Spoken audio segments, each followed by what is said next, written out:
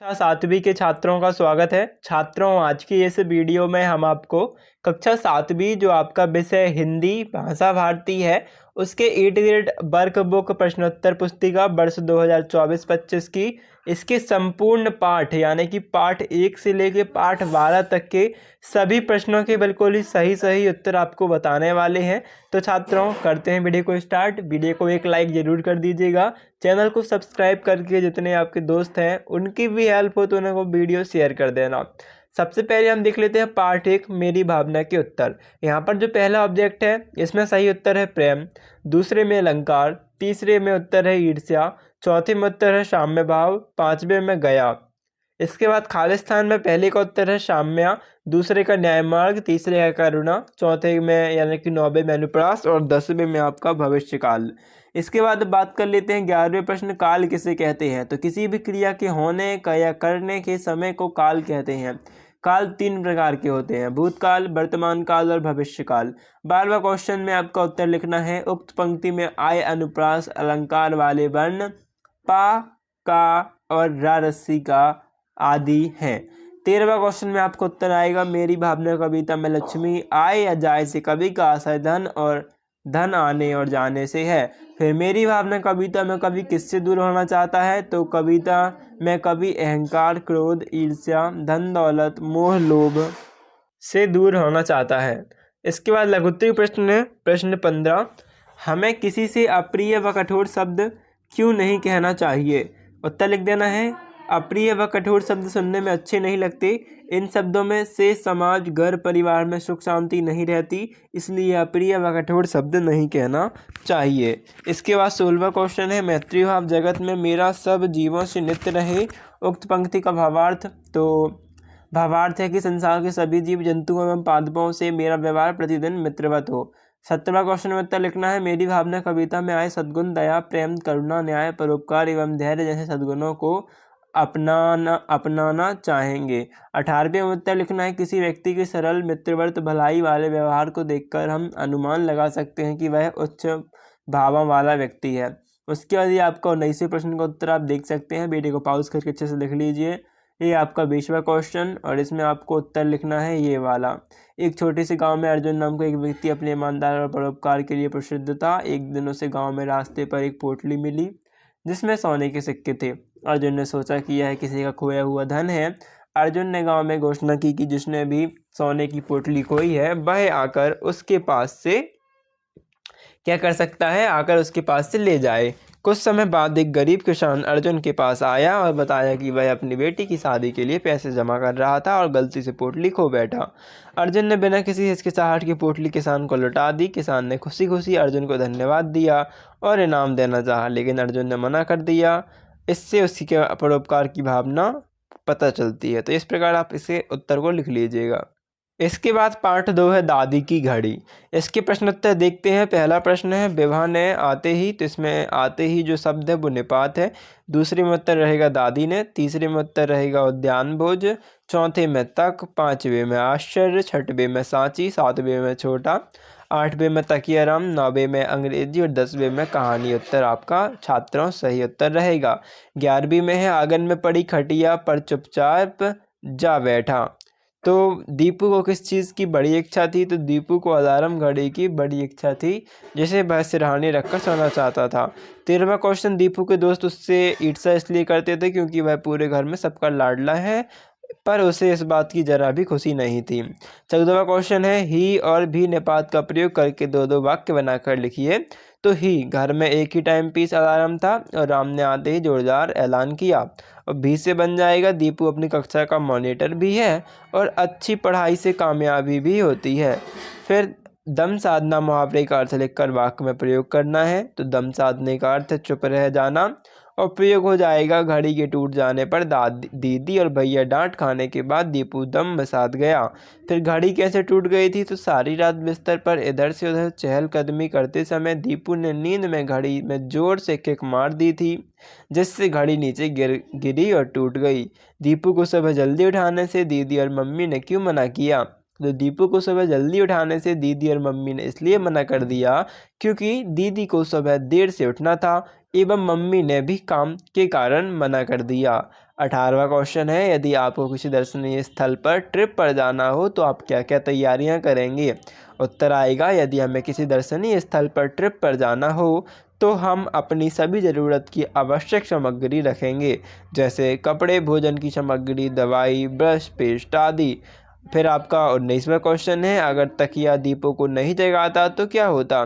तो अगर तकिया दीपू को नहीं जगाता तो दीपू अपने दोस्तों के साथ सांची की ट्रिप पर नहीं जा पाता और घर में ही सोया रह जाता।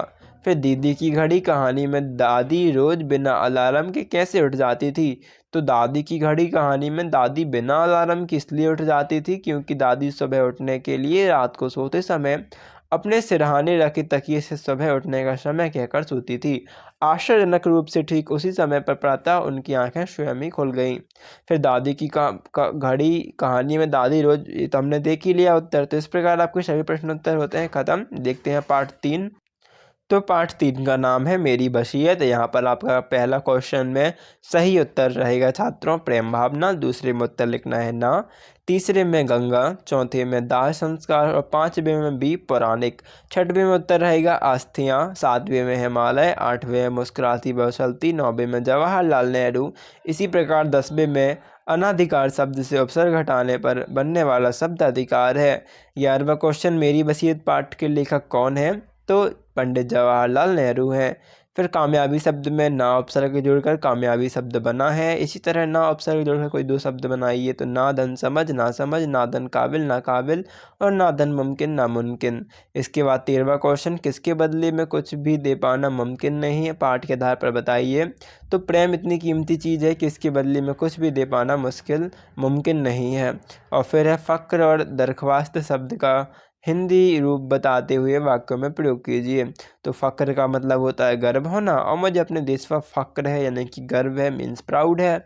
और दरख्वास्त का मतलब होता है कि प्रार्थना करना, निवेदन करना, रिक्वेस्ट करना। तो मैं पिकनिक पर जाने के लिए घर में दरख्वास्त करूँगा यानी कि रिक्वेस्ट करूँगा। फिर 15वां क्वेश्चन नेहरू जी ने अपनी अस्थियों के विषय में क्या भावना प्रकट की? तो नेहरू जी ने अपनी अस्थियों का कुछ भाग एक मुट्ठी इलाहाबाद में गंगा में डाल दी जाए जिसकी वह महासागर में पहुंचे जिससे देश घिरा हुआ है, वह शेष भाग खेतों पर डालने को कहा जिससे वह भारत की मिट्टी में मिल जाए, वह देश का अंग बन जाए। फिर ना और नहीं का प्रयोग करते हुए दो वाक्य बनाकर लिखिए। तो ना वह ना तो पढ़ाई करता है और ना ही खेलता है, और नहीं मुझे आज सैर करने नहीं जाना है। फिर अपने ज़िले में आसपास की किसी भी नदी पर 3 वाक्य लिखिए।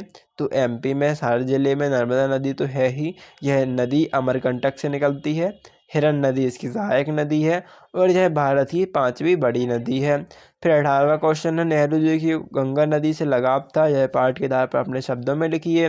तो गंगा तो विशेषकर भारत की नदी है, जनता की प्रिय है, जिससे लिपटी है भारत की जातीय स्मृतियाँ, उसकी आशाएं और उसके भय, उसके विजय गान, उसकी विजय और पराजय, सदा बदलती सदा बहती फिर भी वह गंगा की गंगा है। फिर दीर्घोत्तरी प्रश्न आपका 19वां, नेहरू जी पुरानी रीति रस्मों को की जगह आधुनिक रीतियों के पक्षधर थे क्यों? तो ये इसका उत्तर है, आप वीडियो को पॉज करके अच्छे से लिख लेना, ठीक है ना, ये वाली लाइन भी है इसमें। इसके बाद 20वें क्वेश्चन में किन्हीं दो महापुरुषों का चित्र चिपकाना है। तो पहले में महात्मा गांधी का चित्र बना लीजिएगा, चिपका सको तो चिपका लीजिएगा। पॉइंट 1 डाल दीजिएगा, उनका जन्म कब कहाँ हुआ, उनके पिता का नाम, माता का नाम, पत्नी का नाम, है ना, आंदोलन और मृत्यु। फिर दूसरे में सरदार वल्लभ भाई का चित्र चिपका देना, यदि बन जाए तो बना देना। और फिर इनकी जन्म की डेट, स्वतंत्रता संग्राम सेनानी थे, भारत के पहले होम मिनिस्टर, गृह मंत्री थे, है ना। इनके पिता झवेर भाई व माता लाडवा देवी थीं और लौह पुरुष के नाम से भी जाना जाता है। तो पार्ट 3 यहाँ पर ख़त्म होता है। चलते हैं पार्ट 4 जिसका नाम है दो कविताएं की ओर। यहाँ पर ऑब्जेक्टिव में पहला क्वेश्चन है धिन धिन धा धमक धमक पंक्ति में अलंकार है। तो देखो यहाँ पर धा जो वर्ण है इसकी आवृत्ति बार बार हो रही है, और जब किसी पंक्ति में एक वर्ण बार बार आए तो वहाँ पर अनुप्रास अलंकार होता है। इसके बाद है फूल कदम्ब कविता में कवि का मन किसे छूना चाहता है? तो कदम्ब का पेड़ जो है काफ़ी लंबा होता है, उसे छूना चाहता है। फिर मेघ बजे शब्द से आशय है, तो मेघ बजे, मेघ का मतलब है बादल और बजे का मतलब गरजे, तो बादल गरजे। और कदम्ब के फूल का आकार की समानता गेंद से की गई है, और उपसर्ग के प्रयोग से बना शब्द तो अभिनंदन है, क्योंकि इसमें नंदन में अभी जो है यह उपसर्ग लगा हुआ है। इसके बाद आपका छठवां प्रश्न में उत्तर रहेगा वर्षा। खालिस्तान में मेघ बजे कविता वर्षा ऋतु का वर्णन करती है। 7वें में ग्रीष्म, 8वें में दहाड़ किसान, और 9वें में छिंगाड़, और 10वें में ललचाई आपका उत्तर है। इसके बाद छात्रों 11वां क्वेश्चन है, दादर का कंठ खोला से क्या आशय है। तो दादर का कंठ खोला से आशय है, बादलों के बरसने से प्रसन्न मेंढक टर टर कर गाने लगा। दादर का मतलब मेंढक, और कंठ खोला मतलब वो अपना कंठ यानी गला खोल के कैसा करता है, टर टर करता है। फिर मेघ बजे कविता में किस ऋतु का वर्णन किया गया है। तो इस कविता में वर्षा ऋतु का वर्णन किया गया है। इसके बाद आपका 13वां क्वेश्चन है, मेघ बजे और फूल कदम कविताओं के रचयिता कौन है। तो मेघ बजे के नागार्जुन और फूल कदम के भी नागार्जुन रचयिता हैं। इसके बाद है दामिनी शब्द का एक पर्यायवाची शब्द वाक्य के रूप में प्रयोग कीजिए। तो दामिनी शब्द का पर्यायवाची बिजली है, तो पानी से बिजली पावर बनाई जाती है, ये इसका वाक्य प्रयोग हो जाएगा। इसके बाद है 15वां क्वेश्चन में उत्तर लिखना है, धमक धमक खोला खोला हरिचंदन अभिनंदन बीता रीता। और धमक वाक्य प्रयोग लिख देना है एक शब्द में। तो धमक का वाक्य प्रयोग रहेगा, आसमान में बिजली धमक रही है। फिर है पंख बना हरिचंदन कविता का भावार्थ। तो कवि कहता है कि बादल के बरसने से जो कीचड़ बन रहा है वह हरिचंदन के समान है, क्योंकि इसी कीचड़ में किसान फसल बोने की तैयारी कर रहा है। फिर बादल का कोप नहीं रीता पंक्ति का क्या आशय है।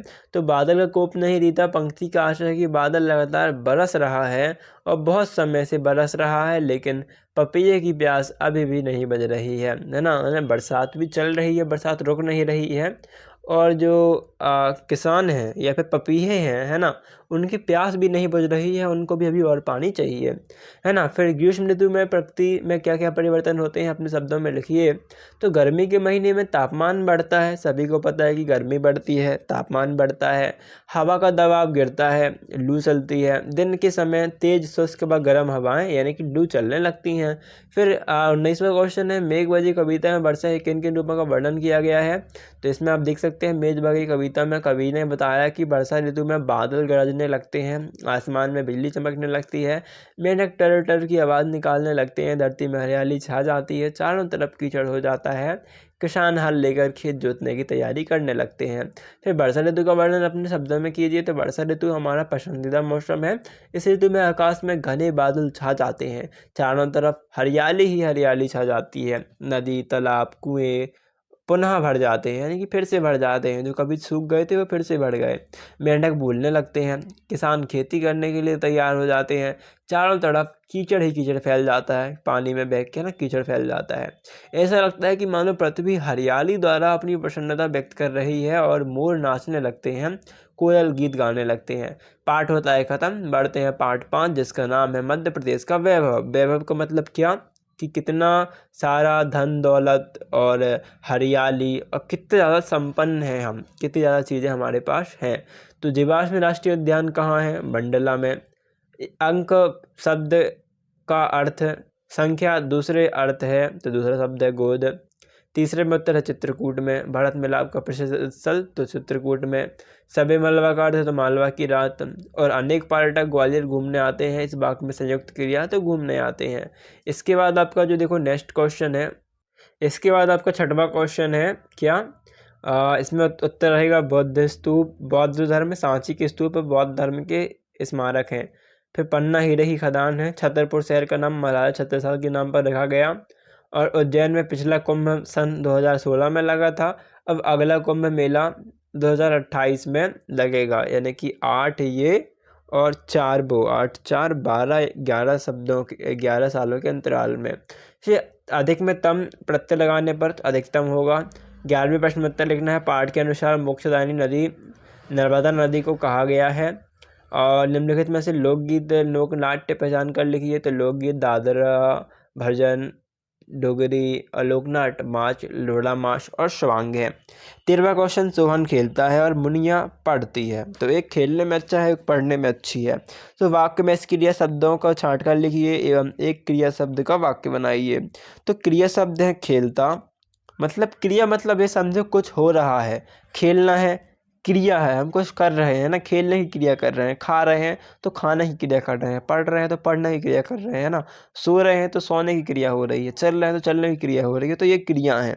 तो यहाँ पर खेलना में खेलना क्रिया है, पढ़ना में पढ़ना क्रिया है। और क्या है एवं एक क्रिया शब्द युक्त वाक्य बनाइए, तो एक और क्रिया शब्द युक्त वाक्य बनाना है, तो हम नया बना देते हैं। सोहन खेलता है, नहीं आप लिख दीजिए सोहन खाना खाता है, खाना खाता है।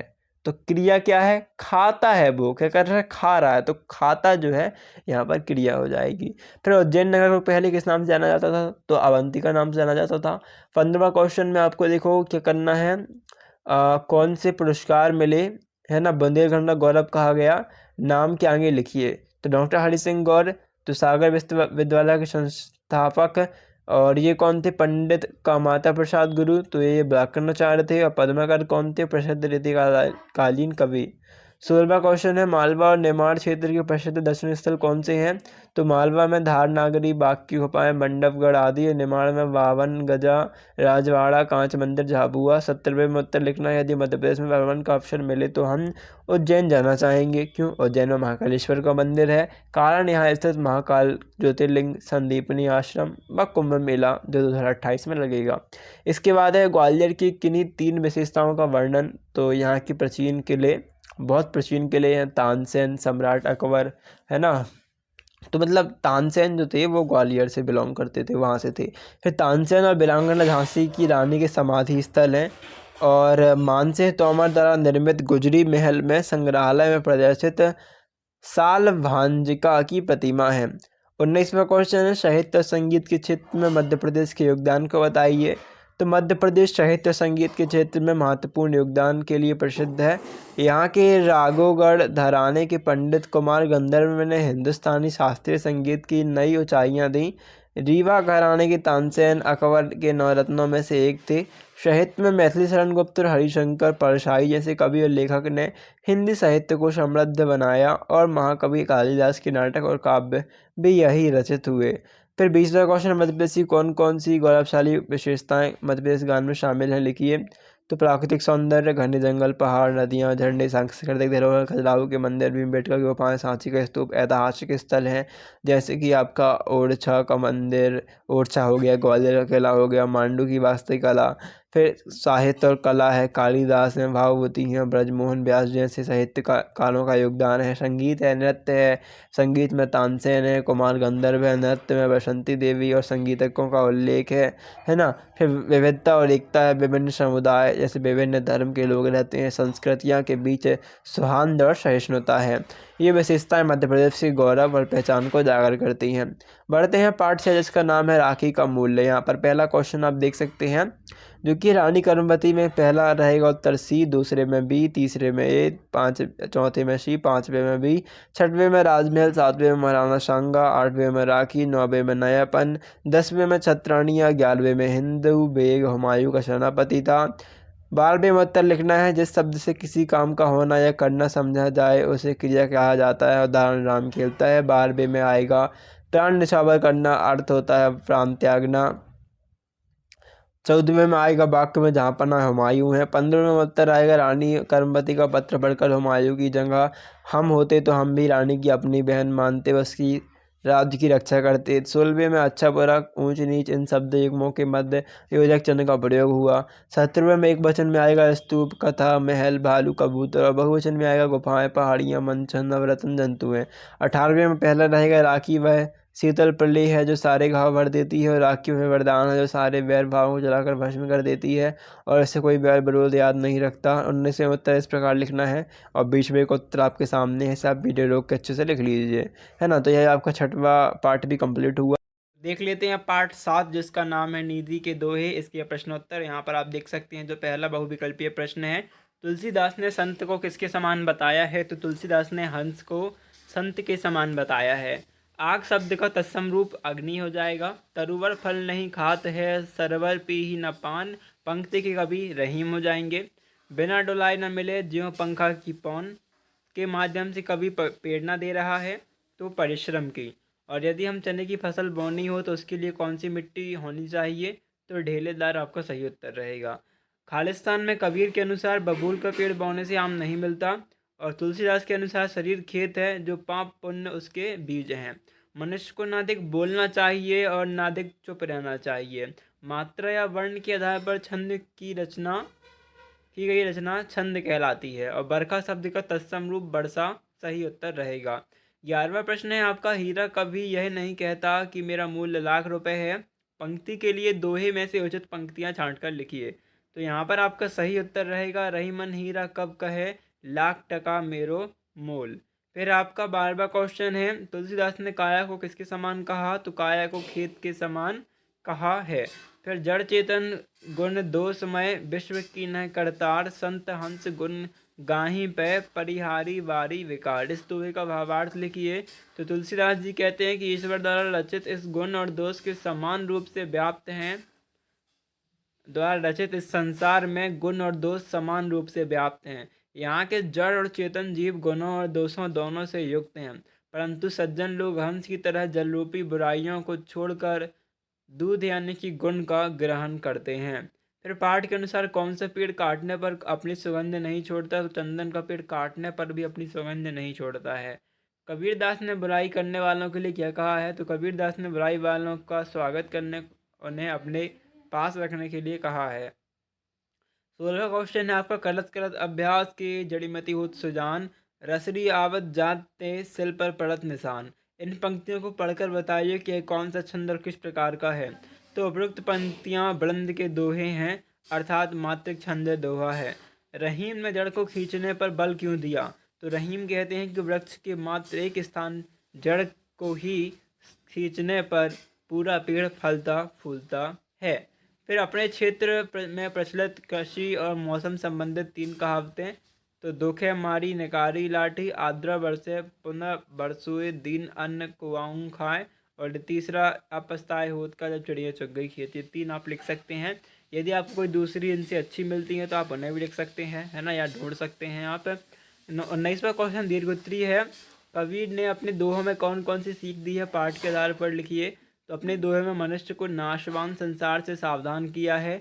कबीर ने मनुष्य को कार्य करने से पहले सोचने की सीख दी है। कबीर ने बुराई करने वालों को दोस्त बनाने को कहा है। और कबीर ने अपने दोहे में किसी भी चीज़ की अति न करने की सीख दी है। अब बार बार अभ्यास करने से सफलता अवश्य मिलती है। इस संबंध में अपना अनुभव लिखिए।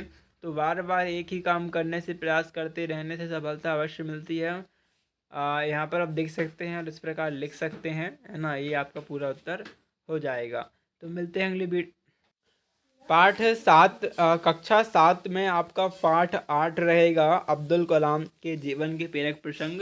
तो छात्रों, यहाँ पर आपका जो खालिस्तान आपके सही विकल्प में पहला उत्तर रहेगा तत्पुरुष, दूसरे में रामधारी सिंह दिनकर, तीसरे में युद्ध में, चौथे में जलाशय, पांचवें में हीरा मोती, छठवें में वरिष्ठ सहायक वैज्ञानिक, सातवें में आत्मकथा, आठवें में राष्ट्रपति, 9वें का उत्तर आत्मविश्वास और 10वें में को उत्तर रहेगा। 11वां क्वेश्चन जो है इसमें उत्तर लिखना है, पैसों के लिए विदेश नहीं जाऊंगा, भविष्य संवारने के मोह में मैं देश सेवा का अवसर हाथ से नहीं जाने दूंगा। सही उत्तर रहेगा। डॉक्टर कलाम ने गुरु की डांट फटकार को क्या समझा? यहाँ पर उत्तर लिखना है आपको। डॉक्टर कलाम ने गुरु की डांट फटकार को बुरा नहीं माना, बल्कि उसे मार्गदर्शन समझकर कठिन परिश्रम किया और सबसे अधिक अंक अर्जित कर कीर्तिमान स्थापित किया। 13वां क्वेश्चन है, डॉक्टर कलाम को मिसाइल मैन क्यों कहा जाता था? तो डॉक्टर कलाम ने मिसाइल तकनीक को एक नए स्तर पर पहुंचाया। वे और मिसाइल एक दूसरे के पूरक थे, इसलिए उन्हें मिसाइल मैन कहा जाता था।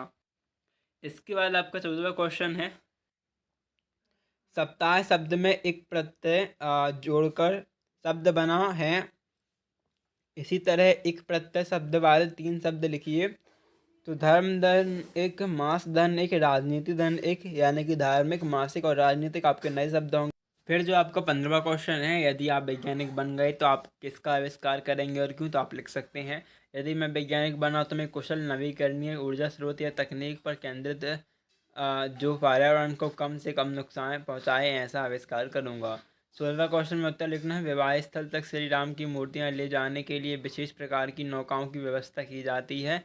यह शुभ कार्य अब्दुल कलाम के परिवार ही करता है। फिर किस घटना ने कलाम के मन में अग्नि मिसाल का सूत्रपात हुआ? तो राम रावण युद्ध, जिसमें राम अग्निबाण से रावण की नाभि में स्थित अमृत को सुखाकर उसका अंत कर देते हैं। अग्निबाण किसी अवधारणा से ही अग्नि मिसाइल का सूत्रपात हुआ।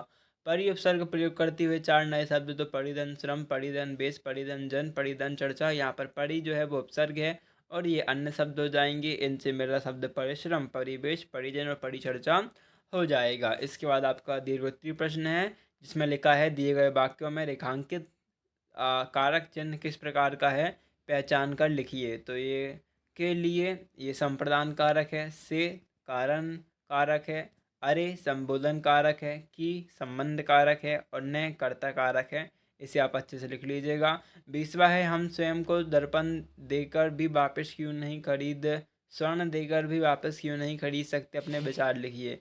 तो समय की स्वर्ण से तुलना करना एक पुरानी कहावत है जो समय का महत्व को दर्शाती है। समय एक बार बीत जाने पर वापस नहीं आता और इसका कोई मूल्य नहीं लगाया जा सकता। इसलिए हमें समय का सदुपयोग करना चाहिए और इसे व्यर्थ नहीं गंवाना चाहिए। जीवन के हर पल का सदुपयोग करके हम अपने लक्ष्यों को प्राप्त कर सकते हैं और एक संतोषजनक जीवन जी सकते हैं। समय की कद्र करने से हम अपने और दूसरों के जीवन को भी बेहतर बना सकते हैं। इसके बाद आपका पार्ट 9 है। पार्ट 9 गौरैया। यहाँ पर आप देख सकते हैं पहला क्वेश्चन जो है, हरियाली की रानी किसे कहा गया? तो गौरैया को। नीलम सी नीली आंखें, पंक्ति में रेखांकित शब्द विशेषण। गौरैया अपनी नीड बनाती है तिनकों से। किसे कैसे तुझे पाल पाई होगी रे तेरी मैया, कवि ने क्या देखकर ऐसा कहा? फुदकना।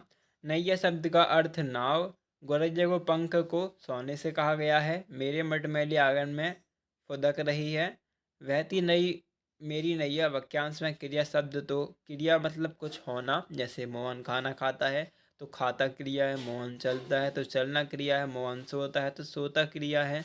यहाँ पर बहती मेरी नैया, तो बह रही है नैया तो बहती क्रिया है। कच्ची मिट्टी में कच्ची शब्द विशेषण है, उसकी विशेषता बताती है। अब मिट्टी तो कई प्रकार की होती है, बट यहाँ पर लाल है, पीली है, हरी है, कच्ची है, पक्की है, तो कच्ची है, तो कच्ची है विशेषण हो जाएगा। और कवि ने गौरैया को भैया बनाने की इच्छा व्यक्त की है। आपका लघुत्तरीय प्रश्न है 11वां, कवि की हैरानी का क्या कारण है? तो गौरैया अपनी चंचलता में खुशी के मारे फूली नहीं समा रही, यहाँ वहाँ फुदक रही है, यह देखकर कवि को हैरानी होती है। फिर चिड़िया अपनी नीड किन किन चीज़ों से बनाती है? तो चिड़िया अपनी नीड एक एक दिन का एकत्र करके बनाती है। कविता में गौरैया को अंग अंग में बिजली सी भर क्यों कहा है? तो गौरैया फुर्र फुर्र करती इधर उधर फुदक रही है, जैसे कि मानो अंग अंग में बिजली भरी हो और थकती ही नहीं है। इस कविता में गौरैया के संबंध में क्या कहा गया है? इस तरह कौवे के संबंध में चार लिखिए। तो कौवे का रंग काला होता है, यह काऊ काऊ सी आवाज़ निकालता है ना। यह एक मांस सर्वाहारी जंतु होता है, ये लिख सकते हैं, क्योंकि मांस और वो शाका चावल वगैरह रोटी वगैरह भी खा लेता है, तो सर्वाहारी जंतु होता है। तीसरा पॉइंट डाल सकते हैं।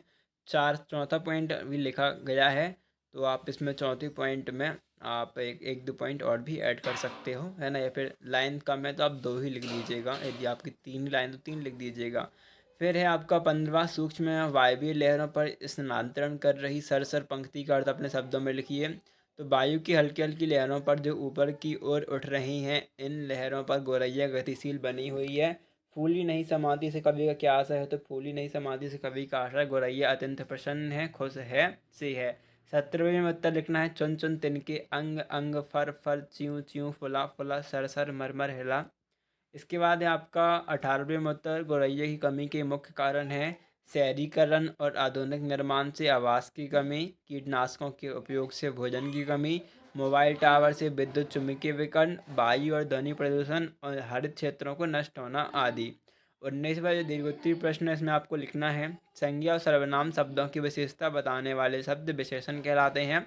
उपरोक्त में विशेषण नीली, नीली आंखें में विशेषता क्या है? लाल, काली, हरी, पीली। देखो आंखों सबके पास होती हैं, पर किसी के पास नीली हैं और सबके पास काली हैं, तो नीली एक विशेषता हो गई है। मटमैला आंगन, आंगन तो हर के घर में होता है, पर उसके घर में मटमैला है, यह विशेषता है।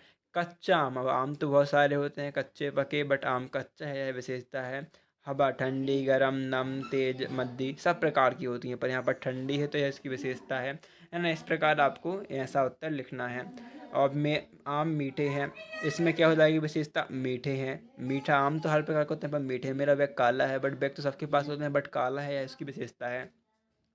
20वां प्रश्न है, यदि आपको पक्षी बनना हो तो आप कौन सा पक्षी बनना चाहेंगे, कारण सहित लिखिए। तो इसका उत्तर आप अपने हिसाब से भी लिख सकते हो, बाकी इसका सही उत्तर आपके सामने है, यह भी आप लिख सकते हैं। ओके, देखते हैं अगला बात। पार्ट 10 है सुभाष चंद्र बोस का पत्र। यहाँ पर पहला क्वेश्चन है अव्ययीभाव समास का उदाहरण है। तो यहाँ पर आपका यथाशक्ति राइट आंसर है। सुभाष चंद्र बोस का पत्र किस स्वतंत्रता संग्रामी के संदर्भ में लिखा गया, तो लोकमान्य तिलक के। और मांडली जेल में लोकमान्य तिलक को संतावना देने का साधन थे किताब। चौथा क्वेश्चन में उत्तर है बलिदान देना। 5वें में अनौपचारिक पत्र। 6वें में है मांडली सेंट्रल जेल। 7वें में आज़ाद हिंद फौज। 8वें में सामाजिक। 9वें में जेल। और 10वें में चतुर्भुज उत्तर रहेगा। आपको अपने पिता को पत्र लिखना है। पत्र का आरंभ किस प्रकार करेंगे, तो सबसे पहले तो यहाँ पर ये नहीं डालना, ठीक है ना, ध्यान देना। आपको लेफ्ट हैंड साइड में ये नहीं डालना है, राइट हैंड साइड में। यहाँ पर जहाँ पर आप रहते हो, जैसे कि ये बच्चा मान लो नेहरू छात्रावास में रहता है, हॉस्टल में, तो अपने हॉस्टल का नाम लिखा है। आप यहाँ पर अपने मोहल्ले का नाम और जगह का नाम, वार्ड नंबर डालेंगे, और इसके बाद नीचे पूजनीय पिताजी सादर प्रणाम, इस प्रकार से लिखेंगे। फिर सुभाष चंद्र बोस का क्या नारा था, तो जय हिंद, दिल्ली चलो, तुम मुझे खून दो, मैं तुम्हें आज़ादी दूंगा, यह नारा था। 13वें जो प्रश्न है इसमें उत्तर लिखना है। गीता भाष्य ग्रंथ का प्रणयन लोकमान्य तिलक ने अपने कारावास के दौरान मांडले जेल में किया। हर्षित शब्द में इत प्रत्यय जुड़ा है, इत प्रत्यय वाले 2 शब्द लिखिए। तो गर्भधन इत गर्वित और प्रफुल्लधन इत प्रफुल्लित सही उत्तर रहेगा। 15वें में लिखना है मांडले जेल का परिवेश लकड़ी के तख्तों से बना है, जिसमें गर्मी में लू और धूप से, वर्षा में पानी से, शीत ऋतु में सर्दी से तथा सभी ऋतुओं में धूल भरी हवाओं से बचाव नहीं हो पाता। 16वां क्वेश्चन है तिलक के किन गुणों के आधार पर उन्हें विश्व के महापुरुषों में प्रथम पंक्ति में स्थान मिलना चाहिए, तो उनकी अद्वितीय नेतृत्व, राष्ट्रीय जागृति और स्वतंत्रता संग्राम में उनके साहसिक योगदान के लिए विश्व के महापुरुषों में प्रथम पंक्ति में स्थान मिलना चाहिए। फिर सुभाष चंद्र बोस ने नौजवानों की पीड़ा और लोकमान्य तिलक की पीड़ा में क्या अंतर बता, तो लोकमान्य तिलक को मधुमेह की बीमारी थी, तब भी वे इतने कठोर कारावास में साहसपूर्वक रह रहे थे, जिससे नौजवानों को शिकायत है, यह उत्तर रहेगा। फिर 18वें में आपका उत्तर तो ये आपका 17वां उत्तर हो गया। 18वें उत्तर में पहला पॉइंट, इतने कठिन कारावास में उन्होंने गीता भाष्य का ग्रंथ का प्रणयन किया। वह यहाँ 6 वर्षों तक रहे। उन्हें यहाँ शारीरिक और मानसिक यंत्रणाओं से गुजरना पड़ा। वे एक कमरे में एकाकी रहते थे। 19वां लिखना है यदि आपको कुछ समय एकाकी जीवन व्यतीत करना पड़े तो आप उस समय का उपयोग कैसे करेंगे। यदि हमें कुछ समय एकाकी जीवन व्यतीत करना पड़े तो हम उस समय का उपयोग पढ़ाई करने, पौधों को पानी देने एवं वे क्रियाएं जो कि मेरी हॉबी हैं, जैसे गायन, इनमें समय व्यतीत करूँगा। और 20वां लिखना है माननीय प्रधानमंत्री जी को मन की बात अपने बात जुड़वाने के लिए एक पत्र लिखिए। तो लिखना माननीय प्रधानमंत्री जी सादर प्रणाम, मैं आपका नाम, उसके बाद आपकी मन की बात। मैं कार्यक्रम में अपनी बात जोड़ने का अवसर प्राप्त करने के लिए पत्र लिख रहा हूं। मैं इस टॉपिक पर अपने विचार प्रस्तुत करना चाहूँगा। यह विषय हमारे समाज के लिए महत्वपूर्ण है और इससे संबंधित कई पहलुओं पर चर्चा की जा सकती है। कृपया मुझे इस अवसर के बारे में मार्गदर्शन प्रदान करने और आपकी प्रतिक्रिया का इंतजार करूँगा। धन्यवाद। आपका नाम और विवरण डाल सकते हो। तो धन्यवाद, मिलते हैं अगली वीडियो पर। हमने आपको संपूर्ण पार्ट के उत्तर बता दिए 1 से लेकर 10 तक। वीडियो को लाइक करना बिल्कुल मत भूलना। अभी के अभी सब्सक्राइब कर दो, वीडियो को लाइक कर दो, जितने भी आपके दोस्त हैं उनकी हेल्प वीडियो को शेयर कर दो। Thanks for watching.